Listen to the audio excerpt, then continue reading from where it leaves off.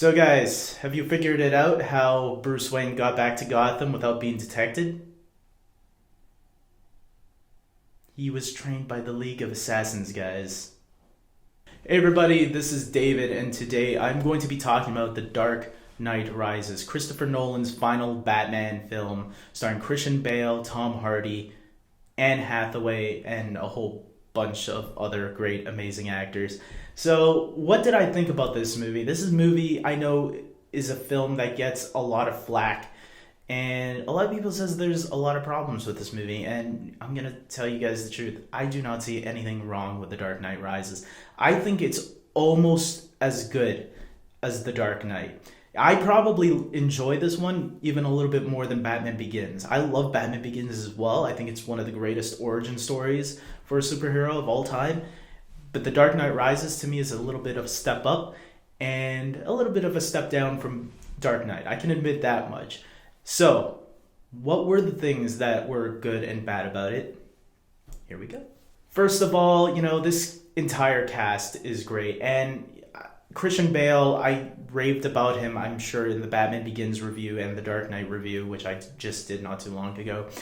And he's just great as Bruce Wayne and Batman. And the Batman voice, I already defended in the Dark Knight review.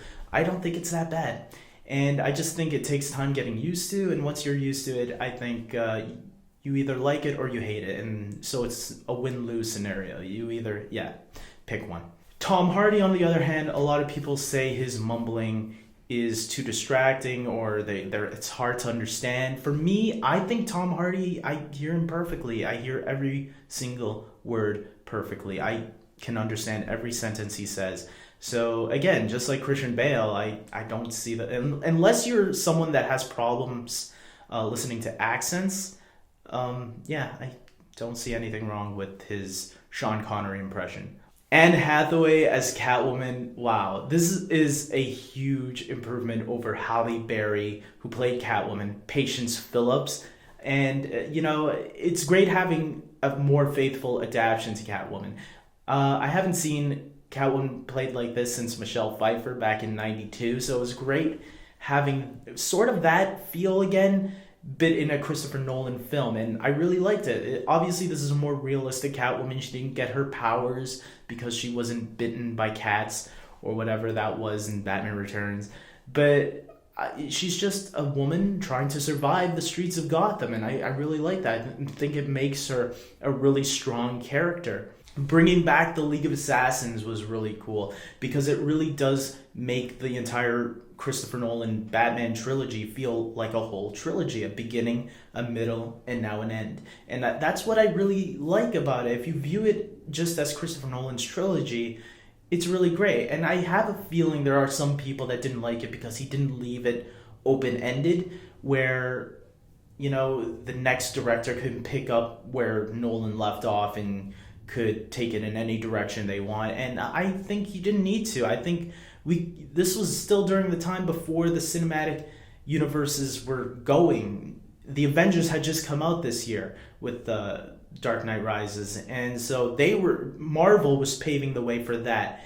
This was a nice ending to the era of superhero films where a lot of them were still on their own, And now we're getting the DC Cinematic Universe. So now hopefully people will be happy with what will happen in the upcoming DC films. But for a standalone Batman trilogy, I think The Dark Knight Rises ended on a great note, and bringing so many characters from the comics and creating new ones, which brings to my only gripe. I do kind of wish that they would have just named Joseph Gordon-Levitt's character, John Blake, to Terry McGinnis instead from Batman Beyond, because the way it ends, spoiler alert, the way it ends, it has Joseph Gordon-Levitt finding the Batcave, and the idea there is that the idea in the movie is that anybody could be Batman. Anybody can put on the costume and fight crime if they really wanted to. And that Joseph Gordon-Levitt was going to be the new Batman. And so to me, that's clearly Batman Beyond right there. And Joseph Gordon-Levitt could have played Terry McGinnis. He looks like Terry McGinnis. And I think they just should have made his name that. The only reason I think they maybe brush that idea under the table if it was in discussions is because they knew then fans would realize, oh shit, Batman's going to retire at the end or die, and he's going to pass on the torch to the new guy. And still, I don't think everybody in the world has watched Batman Beyond. I think the real geeks like me who know Batman inside and out and every incarnation of the character would know. But it would have also made it feel special, and the geeks would love it and understand it. And the general audience would hopefully accept that too. I think they did accept it, since Dark Knight Rises currently is the highest grossing Batman film of all time, outgrossing The Dark Knight.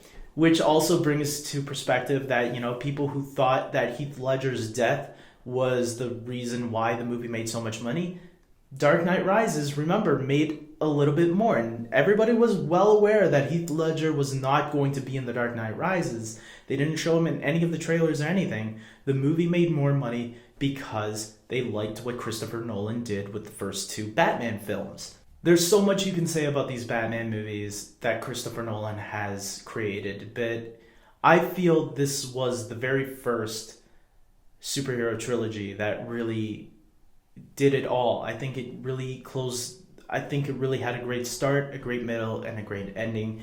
And personally, I even put it up there with some of the best trilogies of all time, such as the Indiana Jones trilogy, the Star Wars trilogy, the Lord of the Rings trilogy, the Godfather trilogy. Yeah, I'm going to put it up there with those four and say it's one of the best. And if people say that the Dark Knight trilogy is their favorite, I'm not going to argue with them, because it's my all-time favorite trilogy as well. So with all that being said, guys, I'm going to give The Dark Knight Rises, here we go, a 9 out of 10. Yes, I'm giving it a 9 out of 10, and for all the reasons I stated previously. And I hope you guys agree with me. Tell me, do you think The Dark Knight Rises is one of the all-time bests? If not, that's cool. But if so, tell me your opinions and tell me why you liked it. Maybe everybody likes it for a different reason. Maybe people hate it for a different reason. Maybe there's more reasons to hate it than what I realize, but maybe I won't agree with you. But that's the great thing about opinions, guys. We all have one, and we can all share it with each other and let each other know. And who knows, maybe if your points strike me and make me think about it a little bit more, maybe I'll start agreeing with you and looking at it that way. I doubt it, but we'll see.